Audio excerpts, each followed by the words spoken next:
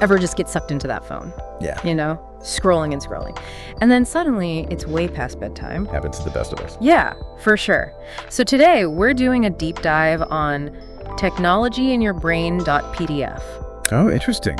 Right. It's a fascinating set of questions about, well, exactly that technology in our brains, how our tech impacts how we think and feel, you know? And we're not talking about some sci-fi future where we've got chips implanted in our skulls or anything. This is about how we're being shaped by our devices right now, today.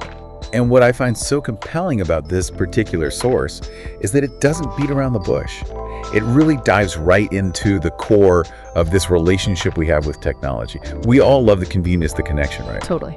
But are we really stopping to think about the potential downsides, the trade-offs we might be making without even realizing it? It's like we're so enamored by the shiny new gadgets that we forget to read the fine print. Exactly. And the first thing that jumped out at me when reading these discussion questions was this whole idea of technology being a double-edged sword. Like, yeah, we can order groceries online at 2:00 a.m. Right. We can video chat with family across the globe. We have instant access to basically all of human knowledge in our pockets. That's incredible. But there's always a but, isn't there? Right. But are we sacrificing our long-term well-being? For what? Like, just for a little bit of ease and comfort in the moment? I don't know. What do you think? Well, we're constantly bombarded with information now. We're expected to be available and connected 24/7. It's exhausting. It really is. And I think this source said it perfectly when it called it trying to drink from a fire hose.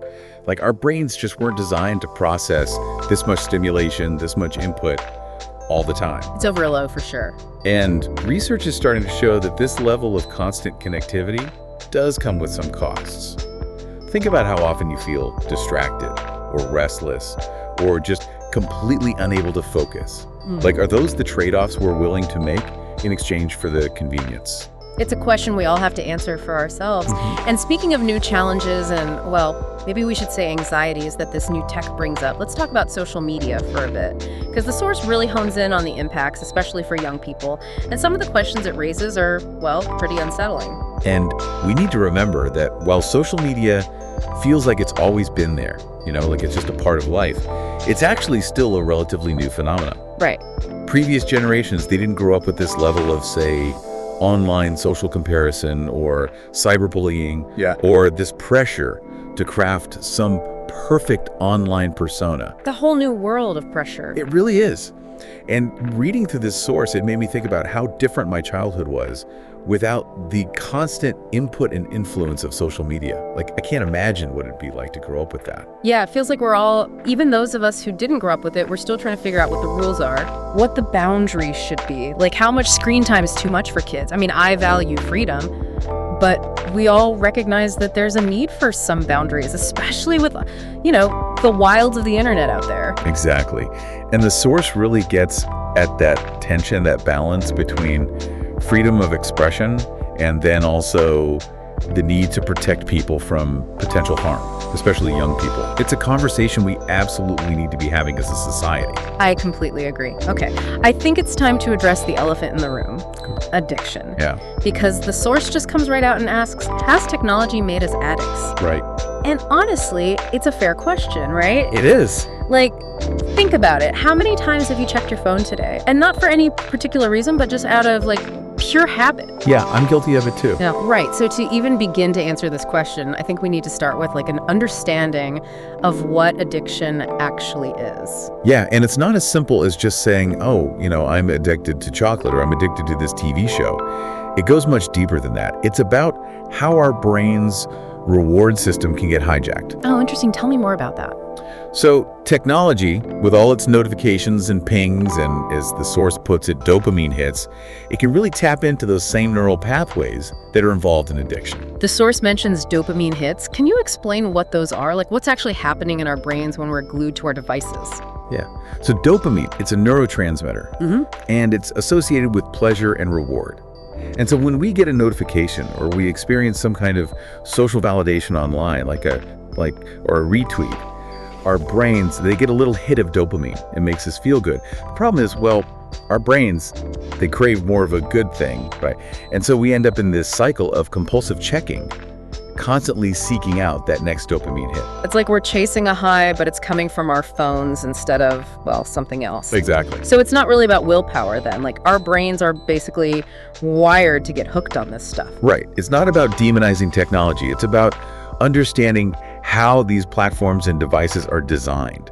Because, let's be honest, they are designed to keep us engaged, to keep us coming back for more.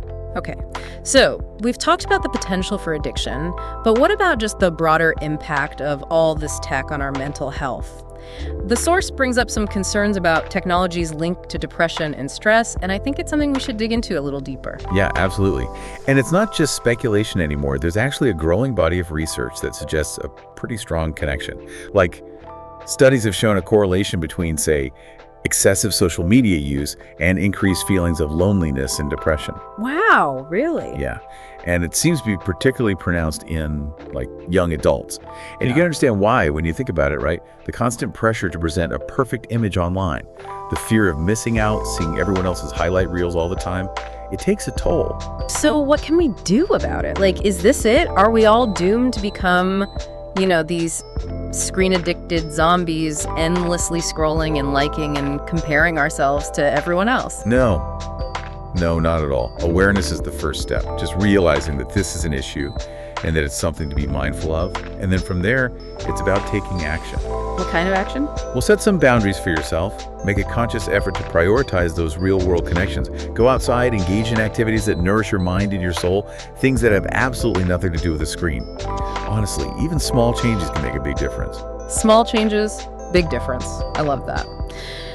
Well, we've covered a lot of ground today. We talked about technology as a double-edged sword, the unique challenges and maybe even dangers of social media, the very real concern of addiction, and then the impact that all of this has on our mental health. What a whirlwind. And if there's one key takeaway I hope you walk away with today, it's this.